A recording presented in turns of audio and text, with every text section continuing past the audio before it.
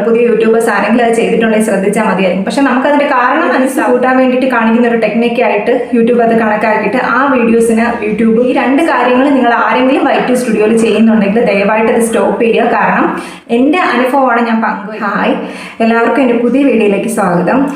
ഞാൻ പറയുന്നത് നമ്മൾ YT സ്റ്റുഡിയോയിൽ കാണിക്കുന്ന രണ്ട് മണ്ടത്തരങ്ങൾ, അത് മണ്ടത്തരങ്ങളാണെന്ന് പിന്നീട് നമുക്ക് മനസ്സിലാകത്തുള്ളൂ. ആ രണ്ട് മണ്ടത്തരങ്ങൾ നമ്മുടെ ചാനലിനെ വളരെയധികം ഡൗൺ ആക്കാനും നമ്മുടെ ചാനലിൽ ഇടുന്ന വീഡിയോസിൻ്റെ വ്യൂസ് കുറയ്ക്കാനും കാരണമാവുന്നുണ്ട്. അതിൽ ഒന്നാമത്തെ കാര്യം എന്ന് പറയുന്നത്, നമ്മൾ വീഡിയോസ് ഇട്ട് തുടങ്ങി അത്യാവശ്യം റീച്ച് ആയിക്കൊണ്ടിരിക്കുന്ന സമയത്ത് നമ്മൾ നേരത്തെ ഇട്ടിട്ടുള്ള വീഡിയോസിന് ഏതെങ്കിലും ഒരു 100, 50, 60 ഒക്കെ വ്യൂസേ കാണത്തുള്ളൂ. അപ്പോൾ നമ്മൾ അത്യാവശ്യം നല്ല വീഡിയോസിന് പിന്നീട് ഇടുന്ന വീഡിയോസിന് അത്യാവശ്യം നല്ല റീച്ച് വരുമ്പോഴേക്കും നമ്മൾ ഈ വ്യൂസ് കുറവുള്ള വീഡിയോസിനെ ഡിലീറ്റ് ചെയ്യാറുണ്ട്.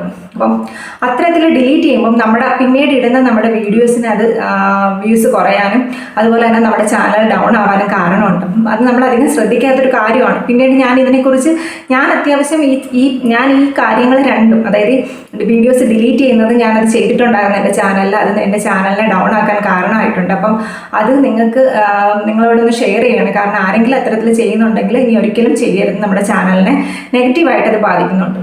രണ്ടാമതായിട്ട് നമ്മൾ ചെയ്യുന്ന കാര്യം എന്ന് പറഞ്ഞാൽ, നമ്മൾ YT സ്റ്റുഡിയോയിൽ തന്നെ നമ്മൾ വീഡിയോസൊക്കെ ഇട്ട് അത്യാവശ്യം നല്ല റീച്ചിലൊക്കെ പോയിക്കൊണ്ടിരിക്കുന്ന സമയത്ത് നമ്മൾ എന്ത് ചെയ്യും, ആ വീഡിയോയിൽ എന്തെങ്കിലും ഒരു വൈറൽ ടാഗോ അല്ലെങ്കിൽ ഒരു സെർച്ച് ടേംസ് അല്ലെങ്കിൽ എന്തെങ്കിലും ഒരു ടൈം ലൈനൊക്കെ ആഡ് ചെയ്യാൻ വേണ്ടിയിട്ട് വീഡിയോസിനെ എഡിറ്റ് ചെയ്യാറുണ്ട്.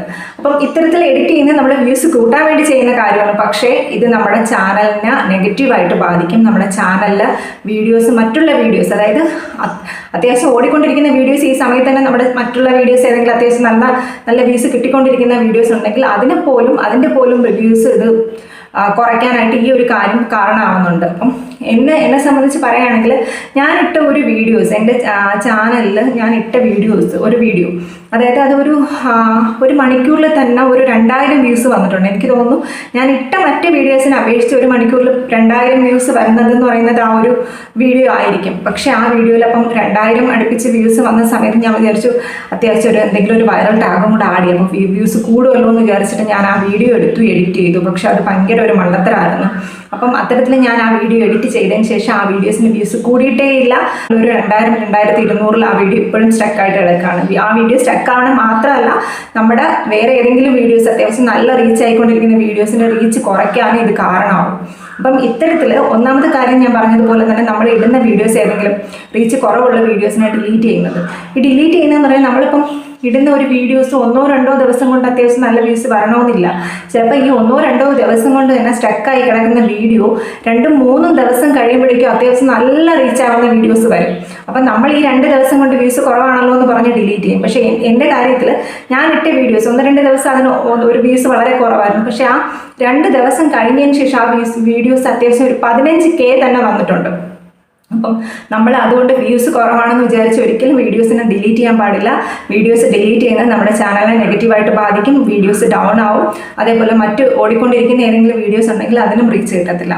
രണ്ടാമത്തെ കാര്യം, നമ്മൾ ഈ ഇട്ട വീഡിയോസിനെ നമ്മൾ എഡിറ്റ് ചെയ്യുന്നത്, അതായത് അത്യാവശ്യം നമ്മൾ വൈറൽ ടാഗോ അല്ലെങ്കിൽ സെർച്ച് ടൈംസോ അല്ലെങ്കിൽ ടൈം ലൈനോ കുറച്ചും കൂടി നന്നാക്കാം എന്ന് വിചാരിച്ച് നമ്മൾ ഏതെങ്കിലും ഒരു വീഡിയോസ് എടുത്ത് എഡിറ്റ് ചെയ്യുകയാണെങ്കിൽ ആ വീഡിയോസ് എത്രയാണോ നമുക്ക് അതിന് മുന്നേ വ്യൂസ് കിട്ടിയത് ആ വ്യൂസിൽ തന്നെ സ്റ്റക്ക് ആവും. നിങ്ങൾ ശ്രദ്ധിച്ചാൽ മനസ്സിലാവും. അതിനുശേഷം ആ വീഡിയോസിന് വ്യൂസ് കിട്ടത്തില്ല. അതേ കാര്യം തന്നെ നമ്മൾ നേരത്തെ ഓടിക്കൊണ്ടിരിക്കുന്ന അത്യാവശ്യം നല്ല വ്യൂസ് കിട്ടിക്കൊണ്ടിരിക്കുന്ന ഏതെങ്കിലും വീഡിയോസ് ഉണ്ടെങ്കിൽ ആ വീഡിയോസും സ്റ്റക്കാവും, അതിൻ്റെ റീച്ചും കുറയും. അപ്പോൾ ഈ രണ്ട് കാര്യങ്ങൾ നിങ്ങൾ ആരെങ്കിലും YT സ്റ്റുഡിയോയിൽ ചെയ്യുന്നുണ്ടെങ്കിൽ ദയവായിട്ട് അത് സ്റ്റോപ്പ് ചെയ്യുക. കാരണം എൻ്റെ അനുഭവമാണ് ഞാൻ പങ്കുവയ്ക്കുന്നത്.